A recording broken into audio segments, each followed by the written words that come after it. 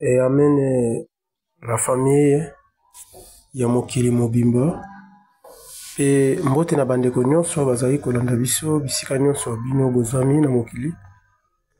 za média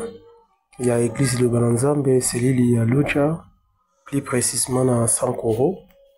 J'espère bolandaka biso nga nyonso otoza en direct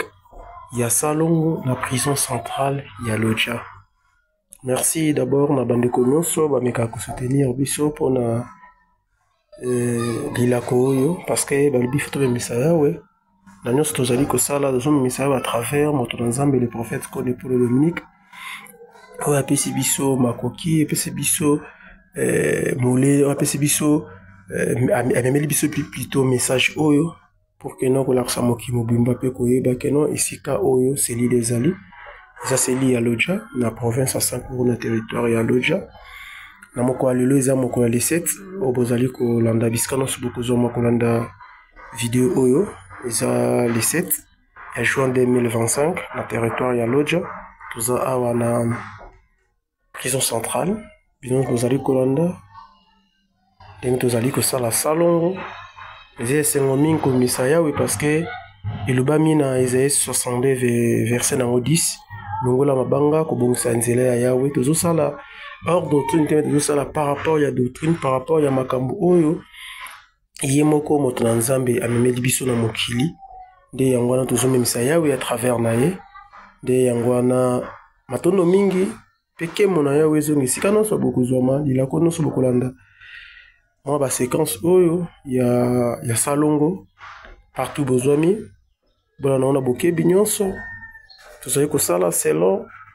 oyo ezali doctrine ndenge komena na mokanda précisément ndenge tomeke koloba tout à l'heure là na Isaïe 62 verset 10 alobi longola mabanga bongisa nzela ya yawe pour que non mokili mpe bayeba ke non na Sankoro église ezalaka bosoutenir lilako oyo botia maboko na lilako oyo pour que non tomimisa nzambe parce que esika tozali jamais moto na nzambe akolunga esika azali mpona koya kotombola etonga oyo eza à travers basali oyo atindi oyo base démené mpona kokoma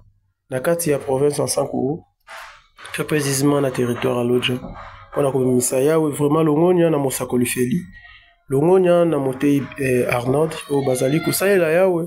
quelque soit pasi quelque soit minyoko ndenge balobaka ne jamais trahir liloba bango bazali kotrahir liloba te bazosalela na mokano oyo yawe asengeli na yango oyo eza juste mpona kolongola mabanga kobikisa milimo kosunga quartier esika oyo yango prison ezami nze nzambe na nguya na nyonso ayebi keno loboko na ye ekomimonisa na kati na nyonso oyo po te kombo na ye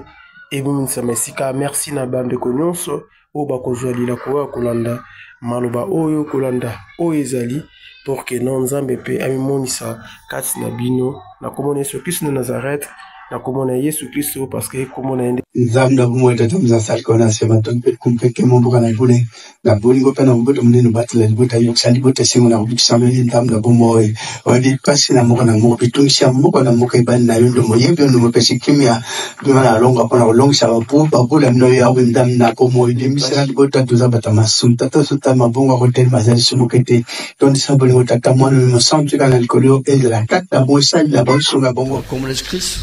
na Nazareth na ngoya mo santu libela kila nguna seko amen.